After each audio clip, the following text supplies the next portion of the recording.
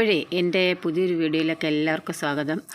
എൻ്റെ ചാനൽ ഇഷ്ടപ്പെടുന്നവരുണ്ടെങ്കിൽ, എൻ്റെ വീഡിയോസ് ഇഷ്ടപ്പെടുന്നവരുണ്ടെങ്കിൽ ദയവായി ഒന്ന് സബ്സ്ക്രൈബ് ചെയ്ത്, ലൈക്ക് ചെയ്ത്, കമൻറ്റ് ചെയ്ത് ഒന്ന് സപ്പോർട്ട് ചെയ്യണേ. അപ്പോൾ ഇന്ന് ഷോപ്പിങ്ങിൻ്റെ ബാക്കി ഭാഗമാണ്. അപ്പോൾ ഇന്ന് ഡ്രസ്സ് എടുക്കാൻ പോകാമെന്ന് വിചാരിച്ചു. അപ്പം എനിക്ക് ഡ്രസ്സ് വേണ്ട, അവരുടെ അച്ഛനും മക്കൾക്കും മാത്രം മതി ഡ്രസ്സ്. എനിക്ക് അവർ എടുത്ത് തന്നിരുന്നു, കല്യാണത്തിന് അവർ ഡ്രസ്സ് എടുത്തപ്പോൾ എനിക്കൊരു സാരി എടുത്ത് തന്നിരുന്നു.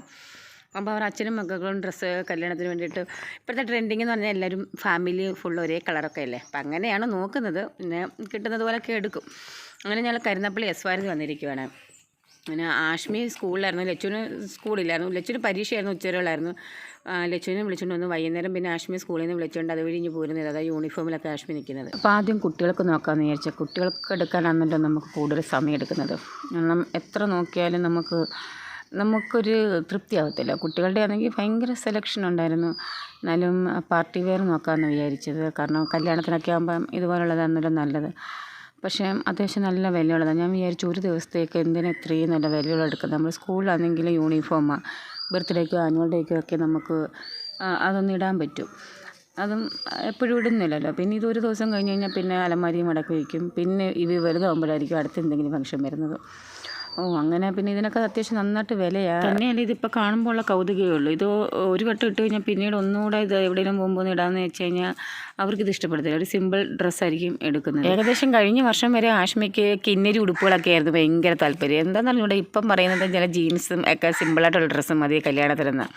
പിന്നെ കല്യാണമല്ലേ, നമ്മൾ ഇച്ചിരി അത്യാവശ്യം നല്ല ഇതിൽ വേണമല്ലോ, ഒരു ഇച്ചിരി പൊലിമയൊക്കെ ഉള്ളത് വേണമല്ലോ. അങ്ങനെ ഞങ്ങൾ ഓരോന്നോരോന്ന് ഇട്ട് നോക്കുക ആഷ്മിക്ക്. ഞാൻ പറഞ്ഞില്ലേ, ആദ്യം കുട്ടികൾക്ക് നോക്കുന്നത് നല്ലത്. കാരണം ഏകദേശം 1 മണിക്കൂറോളം എടുത്ത് ആഷ്മിക്ക് ഒരു ഡ്രസ്സ് സെലക്ട് ചെയ്യാനായിട്ട്. ഇതൊന്നുമല്ല സെലക്ട് ചെയ്തത് ഞാൻ കല്യാണത്തിന് കാണിക്കാം. ഞങ്ങളിതിനകത്ത് ഏതാ എടുത്തതെന്നുള്ളത് കല്യാണ വീഡിയോ വരുമ്പം അതിനകത്ത് കാണിക്കാം.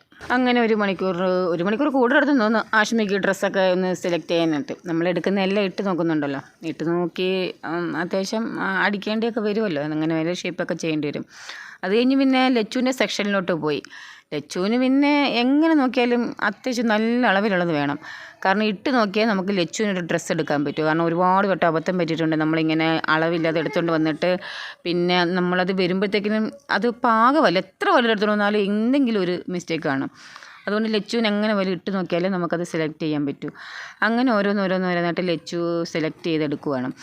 അപ്പം ഞാൻ പറഞ്ഞില്ലേ, ഏകദേശം നമ്മൾ എല്ലാവരും ഒരേ കളറിലെ ഡ്രസ്സ് ഇടണം എന്നുള്ളതാണ് ആഗ്രഹം. അങ്ങനെ ഒരേ കളറാണ് നോക്കുന്നത്. പിന്നെ ചില സമയത്ത് അത് കിട്ടത്തില്ലല്ലോ. നമുക്ക് ഇഷ്ടപ്പെടുന്നതാണെങ്കിൽ അത് കളറ് ശരിയാവത്തില്ല. അങ്ങനെയൊക്കെയുണ്ട്. പിന്നെ ആഷിക്ക് എടുക്കുന്ന ഡ്രസ്സിൻ്റെ ഇരട്ടിക്ക് വിലയായിരിക്കും ലച്ചുവിനുള്ളത്.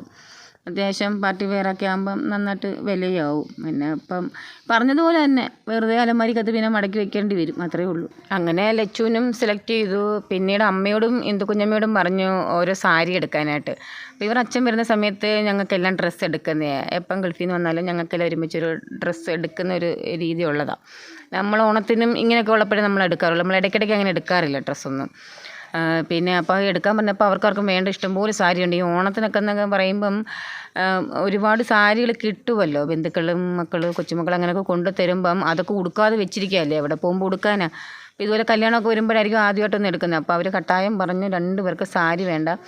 അങ്ങനെ ഓരോ നൈറ്റി സെലക്ട് ചെയ്യുക. നൈറ്റി അപ്പം ഞാനും അക്കൂട്ടത്തിൽ എനിക്കും 2 നൈറ്റി എടുത്ത്. എനിക്കും വേറൊന്നും എടുത്തില്ല, എനിക്കും വേറൊന്നും വേണ്ടായിരുന്നു.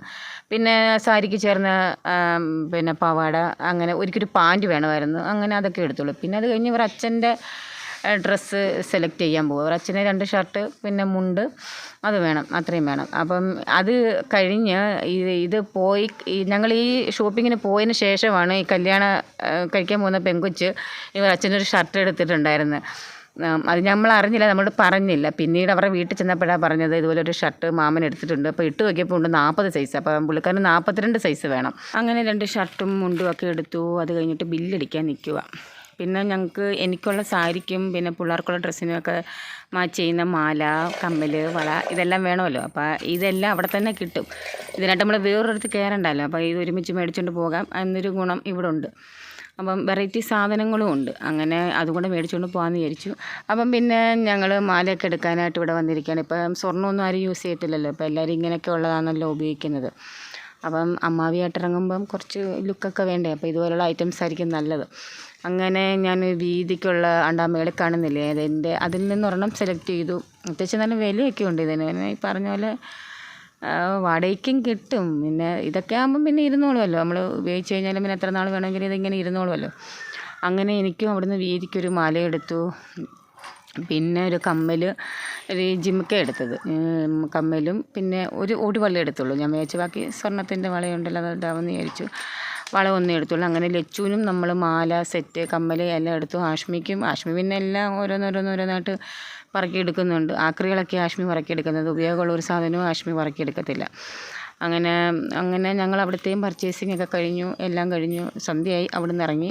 പിന്നെ ഇന്ന് വീട്ടിൽ ഞാൻ മാത്രമേ ഉള്ളായിരുന്നു. പിള്ളേർ സ്കൂളിലും പോയി, ഇവർ അച്ഛന് കല്യാണം ഉണ്ടായിരുന്നു. അങ്ങനെയൊക്കെ പോയി ആഹാരം കഴിച്ചുകൊണ്ട് ഞാൻ പ്രത്യേകിച്ചൊന്നും ഉണ്ടാക്കിയില്ലായിരുന്നു. അപ്പം ഞങ്ങൾ പോകുന്ന വഴിക്ക് പൊറോട്ടയും ചിക്കനും ഒക്കെ മേടിച്ച് വീട്ടിലോട്ട് പോയത് രാത്രി കഴിക്കാനായിട്ട്. അപ്പം ഇന്നത്തെ വീഡിയോ ഇത്രയുള്ള, അടുത്തൊരു വീഡിയോ കാണാം.